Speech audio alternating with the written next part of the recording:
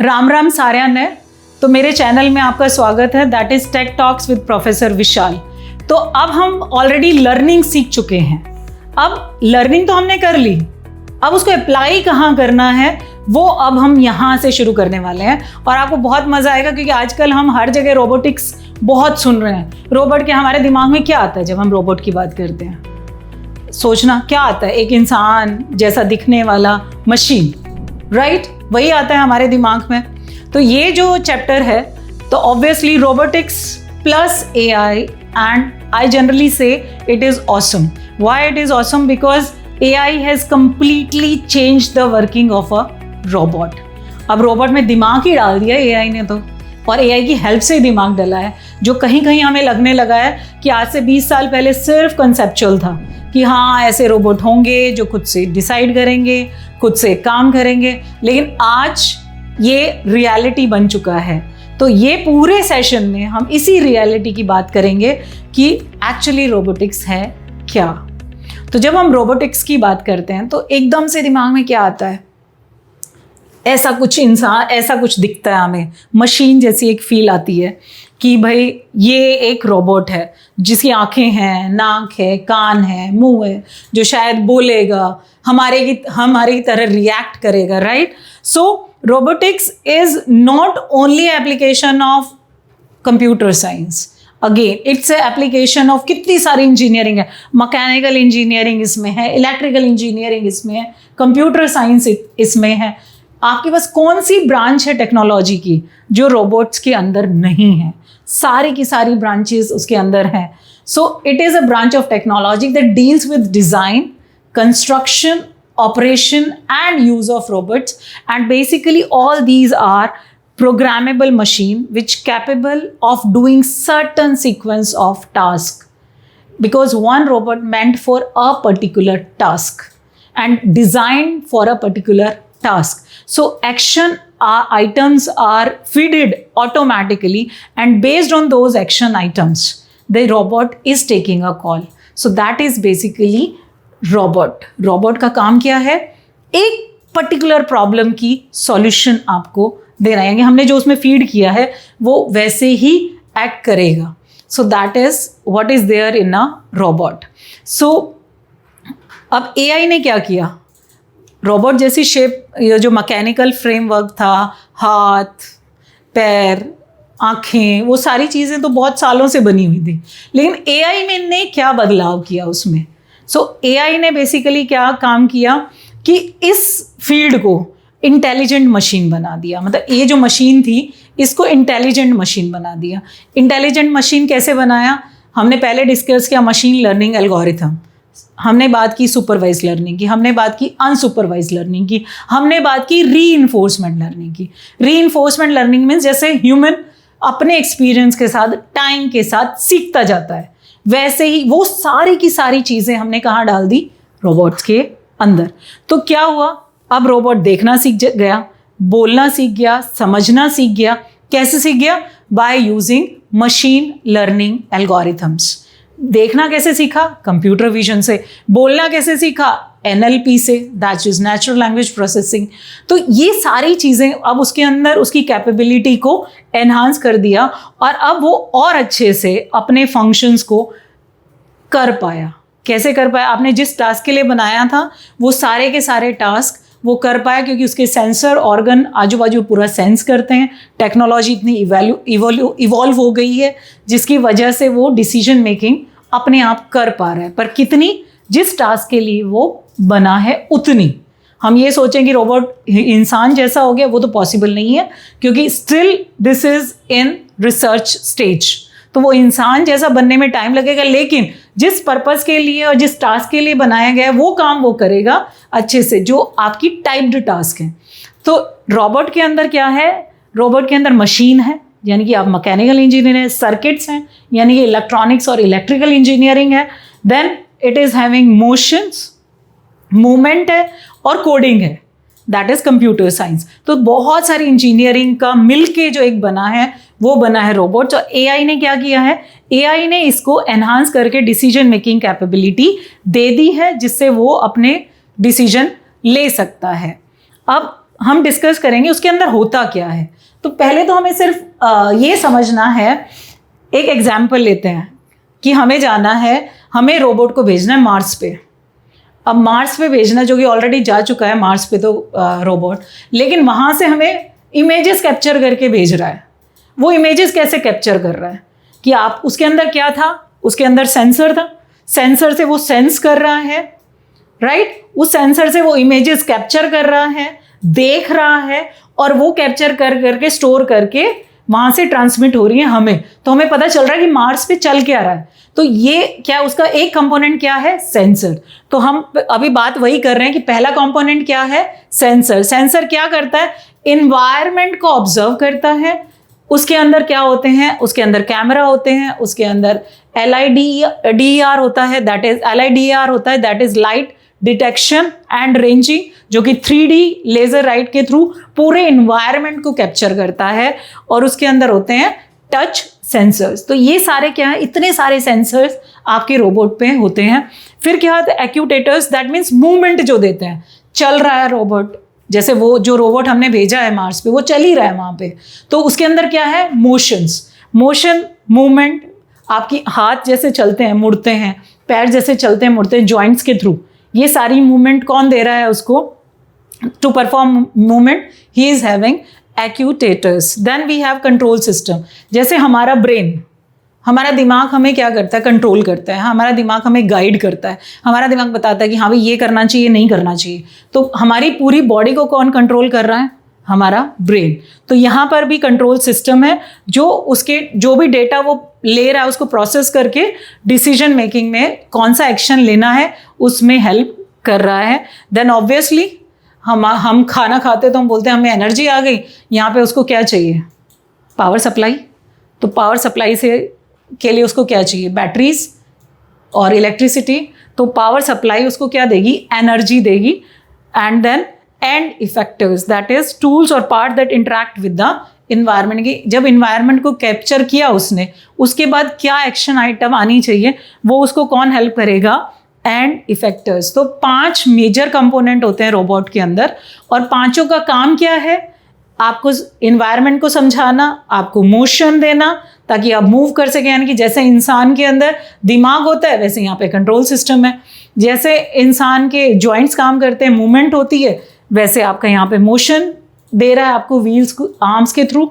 फिर आपके पास ऑब्वियसली जैसे आप खाने से एनर्जी लेते हो, यहाँ पे पावर सप्लाई है एनर्जी के लिए, और आप खुद अपनी आँखों से, कान से समझते हो कि ये क्या चल रहा है, या पूरे इन्वायरमेंट को समझते हो, यहाँ पे क्या है, एंड इफेक्टर्स। तो इस तरीके से आपके पास 5 कंपोनेंट्स हैं रोबोट्स के अंदर। तो अभी हमने सारे कंपोनेंट्स देख लिए, अब हम समझते हैं टाइप्स ऑफ रोबोट। तो जो सबसे पहली टाइप है वो है ऑटोनॉमस रोबोट। ऑटोनॉमस का मतलब क्या है, जो खुद ही डिसीजन ले, खुद ही काम, बिना ह्यूमन इंटरवेंशन के। जैसे अभी जो मार्स पे गए हैं वो ऑटोनॉमस है, वहाँ पे वो खुद ही चल रहा है, ठीक है, हमने यहाँ पे फीड करके भेजा है, वो घूम घूम के हमें डेटा कैप्चर करके दे रहा है। लेकिन ऐसा नहीं कि वहाँ पे कोई ह्यूमन जाएगा और उसको लेके आएगा। तो वो क्या, ऑटोनॉमस, बिना ह्यूमन इंटरवेंशन के वो हमें वहाँ से डेटा कैप्चर करके दे रहा है। सो जो दूसरी कैटेगरी है दैट इज़ ह्यूमनॉइड। ह्यूमनॉइड में जो ह्यूमन जैसे दिखते हैं। अभी आप बहुत सारे शॉप्स पे जाओगे तो बहुत जो हाई फाई शॉप्स होती हैं, या फॉरेन में जाओगे तो बहुत जगह पे आपको लगेगा बाहर से वो करेंगे welcome to my shop, welcome here, और दिस एंड दैट, जो मैसेज उसमें फीड किया होगा। या आप 2 बार बात करो, hi hello how are you, तो ऑलरेडी जो चैट उसके अंदर फीड होगा वो आपसे रिप्लाई करेगा। आप जैसे ही नाम बोलोगे वो तुरंत सेंस करेगा और फिर बोलेगा hello so and so how are you. So वो आपको ऐसी फील देगा कि आपने जैसे ही उस शॉप में एंट्री की तो वो आपसे बातें करने लग जाएगा, तो आपको ऐसा फील होगा कि ह्यूमन आपसे बात कर रहा है। So the computer, the robots which looks like a human is called humanoid robots. जो रिजेंबल करते हैं ह्यूमन की तरह, उसी की तरह की शेप होती है, ऐसा उसकी आंखें आपको ब्लिंक होती नजर आएंगी, मुंह आपको ऐसा लगेगा कि बोल रहा है कुछ। So that type of robot is called humanoid robot. Then third category is basically the industrial robot. ये सबसे ज़्यादा यूज हो रहे हैं। तो जहाँ जहाँ पर मैकेनिकल और टाइप्ड टास्क हैं या वेल्डिंग की है आपकी, या फिर असेंबलिंग का है, या पेंटिंग करने का काम है, ये ऐसी ऐसी जगह पे जो एक पर्टिकुलर टास्क के लिए बना हो, और इंडस्ट्री में यानी कंपनी में मैन्युफैक्चरिंग में यूज़ हो रहा है, जो कि सबसे ज़्यादा हो रहा है आज के दिन। रोबोट सबसे ज़्यादा मैन्युफैक्चरिंग में यूज़ हो रहे हैं, तो जो रोबोट वहाँ यूज़ हो रहे हैं उनको हम बोल रहे हैं industrial robots. Then we have the fourth category of robot, that is service robot, जो कि हमारे घर में यूज़ हो रहे हैं। आजकल बहुत सारे लोग घर पे भी यूज़ करते हैं, जो आपने बस छोड़ दिया और उसने साफ़ कर दिया घर, आपने उसको कुछ काम सिखा दिया, तो कटिंग का काम सिखा दिया तो किचन में हेल्प कर रहा है। तो इस तरह के भी बहुत सारे रोबोट, सर्विस रोबोट कहते हैं जिनको, वो मार्केट में अवेलेबल हैं। ये तो आपको दिख भी जाएंगे बहुत सारे घरों में। Then obviously military robots. यदि हम बात करें आज के दिन, अभी लोग ऐसा बोलने लगे कि लड़ाइयाँ जो होंगी वो इंसान से इंसान की लड़ाई नहीं होने वाली है, यानी कि फौजी से नहीं लड़ने वाला है। अभी जो लड़ाई आएगी वो मशीन की लड़ाई होने वाली है, जो टेक्नोलॉजी की लड़ाई होने वाली है। तो अभी हमने देखा कि बहुत सारे जहाँ पे वॉर चल रहे हैं, लोकेशन कहीं है और काम कहीं हो रहा है, तो सारों में क्या हो रहा है, टेक्नोलॉजी ड्रीवन। अभी सारी की सारी जो मिलिट्रियाँ हैं वो एक्वायर कर रही हैं ज़्यादा से ज़्यादा टेक्नोलॉजी। तो जो टेक्नोलॉजी अनेबल्ड मिलिट्री स्पेसेस हैं जहाँ पे रोबोट हेल्प कर रहे हैं या ड्रोन्स हेल्प कर रहे हैं, ड्रोन की हेल्प से, तो वो सारे के सारे जो सर्विलेंस में हेल्प कर रहे हैं या बॉम्ब डिस्पोजल में हेल्प कर रहे हैं। तो अभी जो हम बोल रहे हैं वॉर भी मैकेनिकल नहीं होने वाली है, रोबोट्स की होने वाली है, टेक्नोलॉजी की होने वाली है। तो पूरी इंडस्ट्री चेंज हो रही है। तो जो रोबोट मिलिट्री में यूज़ होते हैं सर्विलेंस के लिए या और किसी यूज़ के लिए, तो उनको हम बोलते हैं मिलिट्री रोबोट, जो उसी के लिए बने हैं। Then we are having the next category, that is medical robot. आज के दिन बहुत सारे हॉस्पिटल्स बाहर लगा देते हैं रोबोटिक सर्जरी। अब दिमाग में आता है भाई रोबोट आके सर्जरी करेगा, और हमें यकीन भी नहीं होता कि भाई हम डॉक्टर पे ज़्यादा विश्वास करते हैं, रोबोट पे विश्वास उतना नहीं कर सकते हैं। तो जनरली अभी भी बहुत सारे इश्यूज़ हैं, बट वो रोबोट जो आपको सर्जरी में हेल्प करें, उन रोबोट्स को हम बोलते हैं मेडिकल रोबोट्स, जो कि आपको कोई प्रॉब्लम है तो वो डायग्नोस करके बता रहे हैं कि हाँ भाई आपको ये प्रॉब्लम हो सकती है। तो लेकिन अब बात ये है कि हर फील्ड में रोबोट आ गए हैं। हमने इतने सारे अलग अलग टाइप के रोबोट्स की बात की, काम कैसे करते हैं, कैसे उनके अंदर, जैसे हमने पहले भी डिस्कस किया है कि प्रॉब्लम सॉल्विंग, तो हमारे प्लान करेंगे, फिर हम उसको स्ट्रेटजी बनाएंगे, फिर हम उसको एल्गोरिथम डिज़ाइन करेंगे। तो बिल्कुल यहाँ पे बात हो रही है रोबोट की। तो हम रोबोट में सबसे पहले आएगा परसेप्शन। अब रोबोट कैसे काम करता है, पहले वो इन्वायरमेंट को समझता है। कैसे समझता है, उसके ऊपर लगे हैं सेंसर। मैंने अभी आपको बताया कि हमारे पास 5 मेन कंपोनेंट है रोबोट्स के। तो सबसे पहले सेंसर क्या करता है, सारे के सारे इन्वायरमेंट को स्टडी करके, सारा डेटा कलेक्ट करके आपकी एआई एल्गोरिथम को दे देता है, ताकि वो बताए कि बाहर कैसा इन्वायरमेंट है। फिर वो क्या करेगा, उस इन्वायरमेंट के हिसाब से वो प्लानिंग करेगा, और वो जैसा इन्वायरमेंट वैसा सॉल्यूशन प्रोवाइड करेगा। जैसे ह्यूमन बीइंग करते हैं, जैसा माहौल वैसा डिसीजन, वैसा बिहेवियर। तो ऐसा ही आपका रोबोट भी करेगा कि वो पूरे इन्वायरमेंट को सेंसर के थ्रू समझेगा, फिर उसके अकॉर्डिंगली उसका सॉल्यूशन करेगा, फिर उसको लर्न करेगा। मशीन लर्निंग एल्गोरिथम उसको समझने में उसको हेल्प करेंगी। जैसे मैंने पहले भी हम लोग कर चुके हैं, रीइंफोर्समेंट लर्निंग के थ्रू, सुपरवाइज लर्निंग के थ्रू, अनसुपरवाइज लर्निंग के थ्रू वो उसको लर्न करने में हेल्प करवाएंगी, और उसके हिसाब से वो अपनी मूवमेंट डिसाइड करेगा कि उसकी मूवमेंट क्या होनी चाहिए, यानी कि उसको मोशन में आना है, मोशन में नहीं आना है, क्या करना है। वो भी हम एक एग्जाम्पल से भी डिस्कस करेंगे। लेकिन आपको पहले ये समझ में आना चाहिए कि सेंसर आपको सेंस करने में हेल्प करेंगे, इन्वायरमेंट को समझाएंगे आपको। तो वो है आपका पहला स्टेप, परसेप्शन। हम नॉर्मली भी बोलते हैं कि भी तेरी परसेप्शन बहुत गलत है या तेरी परसेप्शन बहुत अच्छी है। परसेप्शन मीन्स हमारी सोच। तो यहाँ पे हम सोच डाल रहे हैं, सोच यहाँ पे की तो मशीन है, तो उसकी सोच कहाँ से आएगी, सेंसर से। हमारी भी तो यही आती है ना, हम बोलते हैं हम मेरी आंखों ने तो देखा था या मैंने मेरे कानों से सुना था, और उस बेस पे आप एक परसेप्शन बना लेते हो। तो यहाँ पे भी सेंसर क्या है, उसकी कान, आंखें, रोबोट की क्या है, सेंसर। तो यहाँ पे आ रही है उसकी परसेप्शन। उसके बाद उसके बेस पे वो क्या कर रहा है, प्लानिंग और डिसीजन, जहाँ पे वो जैसा माहौल, जैसा इन्वायरमेंट, जैसी उसकी परसेप्शन, वैसी वो अपनी डिसीजन प्लान करेगा, लर्न करेगा मशीन लर्निंग एल्गोरिथम्स के थ्रू, और फिर उसके हिसाब से उसकी मूवमेंट जनरेट होगी या एक्शन आइटम जनरेट होगी। तो इस तरह से एक रोबोट स्मार्ट रोबोट बनता है, यानी कि AI अनेबल्ड रोबोट बनता है, जहाँ पे उसके पास परसेप्शन है, प्लानिंग है, लर्निंग है, और लर्निंग के बाद उसके पास एक्शन आइटम्स हैं। अब सारी की सारी टेक्नोलॉजी, वैसे हम कर चुके हैं ये सारी टेक्नोलॉजी, क्या क्या यूज हो रही है रोबोट के अंदर? Machine learning. मशीन लर्निंग उसको लर्निंग में हेल्प कर रहा है, उसको डिसाइड करने में हेल्प कर रहा है, उसको क्या करना चाहिए, उसका एक्शन आइटम क्या होना चाहिए, उसकी हेल्प कौन कर रहा है? उसके बिहेवियर का मशीन लर्निंग। जैसे नॉर्मली हम ने सेंस किया और हम उसके अकॉर्डिंगली एक्ट करते हैं कि भाई उसने मुझे ये कहा था इसलिए मैंने ये किया, तो यहाँ पे ये किया एज ए ह्यूमन हमने इंटरप्रेट किया, यहाँ पे मशीन लर्निंग उसको बिहेवियर दे रही है कि ये बिहेवियर पैटर्न रोबोट क्यों ले रहा है, तो मशीन लर्निंग वो पर्टिकुलर बिहेवियर के लिए उसको हेल्प कर रही है। कंप्यूटर विजन उसको देखने में हेल्प कर रहा है, क्योंकि कंप्यूटर विजन से हेल्प्स यू टू सी, और फिर उसके हिसाब से वो इमेजेस को, इन्वायरमेंट को वीडियोस के थ्रू समझ रहा है। नेचुरल लैंग्वेज प्रोसेसिंग उसको जवाब देने के लिए, ह्यूमन लैंग्वेज हम उसको सिखा देते हैं। जैसे मैंने अभी एग्जांपल दिया, आप किसी दुकान के आगे गए, उसने बोला है, वहाँ एक रोबोट रखा है, बोला hello how are you, what's your name, आपने बोला माय नेम इज दीपक, तो उसने तुरंत बोला okay your name is Deepak, Deepak welcome to my shop. हुआ क्या? उसने NLP के थ्रू आपको रिस्पॉन्ड किया और मशीन लर्निंग के थ्रू उसने लर्न किया, और उसके बाद अब धीरे धीरे रीइंफोर्समेंट लर्निंग क्या करेगा, जैसे जैसे वो एक्सपीरियंस करता जाएगा वैसे वैसे ट्रायल और एरर के बाद उसकी लर्निंग और स्ट्रांग होती जाएगी, जिसको हम बोलते हैं रीइंफोर्समेंट लर्निंग। तो जब हम रोबोट की बात करते हैं तो ये चारों के चारों जो फैक्टर्स हैं, टेक्नोलॉजीज हैं या कंसेप्ट हैं, वो उसको और सिखाते हैं। यह बहुत इंपॉर्टेंट है, ये सबकी वजह से आज जो रोबोट हम देख रहे हैं वो इन चारों कंसेप्ट की वजह से ही हैं। और यदि हम सेल्फ ड्राइविंग कार की बात करें, जो कि आज के दिन बहुत पिक्चर में टेस्ला की सेल्फ ड्राइविंग कार, तो सेल्फ ड्राइविंग कार में क्या हो रहा है बेसिकली, यहाँ से आप समझिए, सेंसर इनपुट, आप वहाँ पे कैमरा लगे हुए हैं, LIDAR जो मैंने अभी आपको बताया कि लाइट डिटेक्शन, रेंजिंग जो सेंसर्स हैं वो लगे हुए हैं, और आपके ग्लोबल पोजीशनिंग सिस्टम लगे हुए हैं। ये सारे के सारे क्या कर रहे हैं? इनपुट दे रहे हैं। फिर क्या कर रहे हैं?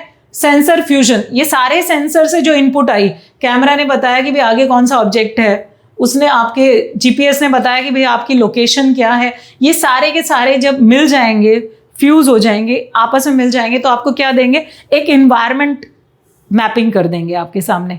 यहाँ पे लेज़र लाइट है जो आपको 3D मैप करके दे रही है, 3D एनालिसिस करके दे रही है एनवायरनमेंट का। आपके पास कैमरा है जो आपको पिक्चर प्रोवाइड कर रहे हैं कि आगे क्या है, साइड में क्या है। GPS आपको लोकेशन दे रहा है, रेडार आपकी आसपास की लोकेशन को समझ रहे हैं। तो ये सारा का सारा मिलके आपका क्या करेगा? एक सेंसर फ्यूजन करके एनवायरनमेंट मैप करेगा, और उसके बेस पे आप एक परसेप्शन क्रिएट करेंगे, जहाँ पे आप ऑब्जेक्ट आइडेंटिफाई करेंगे कि आगे सामने कार के ऑब्जेक्ट क्या है। उसके बाद आप डिसाइड करें आप कौन सी लेन में चल रहे हैं, रेड लाइट है, रेड लाइट है, ग्रीन लाइट है, ऑरेंज लाइट है, क्या है, मूव करना है नहीं करना है। बेसिकली सेल्फ ड्राइविंग कार ये सारी चीज़ें यूज़ कर रही है। क्या यूज़ कर रही है? सेंसर इनपुट, जहाँ पे ये सारे सेंसर्स हैं उनके डेटा को इकट्ठा करके मिला के फ्यूज़ करके एक एनवायरनमेंट मैप बना रही है, और फिर उसके बाद आपको एक परसेप्शन दे रही है। परसेप्शन क्या दे रही है? भाई सामने ये ऑब्जेक्ट है, अभी रेड लाइट हो रखी है या अभी ग्रीन लाइट है, ये लेन में चलना है, ये लेन में नहीं चलना है। वो सारा का सारा आपको एक मैप करके दे रही है। और उसके बाद क्या हो रहा है? सेल्फ ड्राइविंग कार क्या कर रही है? कंट्रोल कर रही है कि अब एक्सेलेरेटर दबाना है, स्टीयरिंग कैसे मेंटेन करना है, ब्रेक दबाना है, ये सारे क्या हैं? Control system. हमने बात की 5 कंपोनेंट हैं, तो पांचों के 5 कंपोनेंट यहाँ भी आपके काम आ रहे हैं। रोबोट वाला ही सिस्टम है ये भी, सेल्फ ड्रिवन कार है जो खुद ही चल रही है। और पाथ प्लानिंग, आपका रूट प्लान करेगी। पहले तो बैठते ही आपको अपना वहाँ पे क्या डालना पड़ेगा? सोर्स टू डेस्टिनेशन, कि मैंने यहाँ से शुरू किया और मुझे यहाँ जाना है, तो वो पूरा पाथ का रूट बना के आपको देगी, और आपकी कार उसी मोशन में जाएगी, उसी पाथ पे जाएगी जो आपने प्लान किया है। और फिर वो बात बीच बीच में लोकलाइजेशन मीन्स वेयर एम आई, तो आप वो मैप के थ्रू आपको बताएगी अब यहाँ पहुँच के अब यहाँ जाना है, यहाँ पहुँच के यहाँ जाना, वो सारा आपको दिखाई देगा। एंड व्हीकल कब टर्न करना है, कब एक्सेलरेटर यूज़ करना है, कब ब्रेक मारने हैं, वो सारा का सारा जो इन्वायरमेंट है वो सब आपको समझाएंगे। क्या? आपके कंपोनेंट। तो आपके जितना भी सेंसर डेटा आप कलेक्ट करोगे वो सारे के सारे आपको हेल्प करेंगे मैपिंग में, कहाँ से कहाँ जाना है, लोकलाइजेशन में कि आप अभी कहाँ हैं और अभी कहाँ जाएंगे, वो पूरा पाथ आपके सामने चलता जाए। कब एक्सेलरेट करना है, कब ब्रेक मारना है, कब स्टीयरिंग को लेफ्ट घुमाना है, कब राइट, कौन सी लेन लेनी है, ये सारे के सारे जो इन्फॉर्मेशन है ये आप डिसीजन लेंगे based on the machine learning algorithm जो वहाँ पर इम्प्लीमेंट की हुई हैं उसके अंदर। तो this is how a car moves. उसके अलावा हम बात करेंगे और कौन से एरियाज़ हैं जहाँ पे रोबोट्स यूज़ हो रहे हैं। ट्रांसपोर्टेशन में यूज़ हो रहे हैं, नेविगेशन में, ट्रैफिक प्रिडिक्शन में, हेल्थ केयर में उसकी एप्लीकेशन है कि प्रिसाइज सर्जरी में आप यूज़ कर सकते हैं, मैन्युफैक्चरिंग में मैंने बता ही दिया, स्मार्ट ऑटोमेशन में, वेल्डिंग में, ये सब में, एग्रीकल्चर में तो बहुत ज़्यादा यूज़ हो रहे हैं जहाँ पे वो आपको क्रॉप मॉनिटरिंग और सब में यूज़ होते हैं, कैसे आपकी क्रॉप में कोई बीमारी तो नहीं लग गई है। फिर आपके डिफेंस में हमने डिस्कस किया, स्पेस में ऑब्वियसली मार्स मिशन और वो सब में क्या यूज़ हुए हैं, रोबोट यूज़ हुए हैं। रिटेल में, कस्टमर सर्विसेज में आजकल क्या यूज़ हो रहे हैं, रोबोट्स यूज़ हो रहे हैं। और एजुकेशन में तो आजकल सबसे ज़्यादा स्टेम टीचिंग में आपके क्या यूज़ हो रहे हैं, रोबोट्स यूज़ हो रहे हैं। तो ये सारे क्या हैं, रोबोट्स के application areas. So now we have discussed about the application area. तो कोई भी फील्ड ऐसा नहीं है आज के दिन जहाँ पे उसकी एप्लीकेशन नहीं है, तो हमने सब डिस्कस किया है। और अभी हमें पूरा का पूरा सेशन में हम देखें तो हमने ये जाना कि रोबोट है क्या, रोबोट के अंदर क्या है। तो रोबोट अभी एक इंजीनियरिंग नहीं है, मैकेनिकल, इलेक्ट्रिकल, कंप्यूटर, सारे इंजीनियरिंग का वो कॉम्बिनेशन है। उसमें 5 मेजर कंपोनेंट हैं जिसमें जो सेंसर्स हैं वो उसको हेल्प कर रहे हैं पूरे इन्वायरमेंट को समझने के लिए। फिर लेज़र है जो 3D मैप करती हैं। फिर डिसीजन मेकिंग में हेल्प करने के लिए वो मशीन लर्निंग यूज़ कर रहा है, वो आपके कंप्यूटर विजन यूज़ कर रहा है देखने के लिए। फिर वो रिइंफोर्समेंट लर्निंग यूज़ कर रहा है जहाँ पे वो एक्सपीरियंस के साथ सीखता जा रहा है। NLP यूज़ कर रहा है जहाँ पे वो ह्यूमन लाइक आंसर्स दे रहा है। तो कौन सा फील्ड आज के दिन ऐसा है जहाँ पर वो यूज़ नहीं हो रहा है? मुझे आशा है कि आपको ये सब समझ में आया होगा। इस पूरे सेशन में हमने रोबोटिक्स के बारे में समझा। अब जब हम अगले सेशन में बात करेंगे तो अगले टॉपिक के बारे में बात करेंगे। आई होप आपको समझ आया होगा। और जानने के लिए you can subscribe my channel, that is tech talks with professor Vishal. Thank you.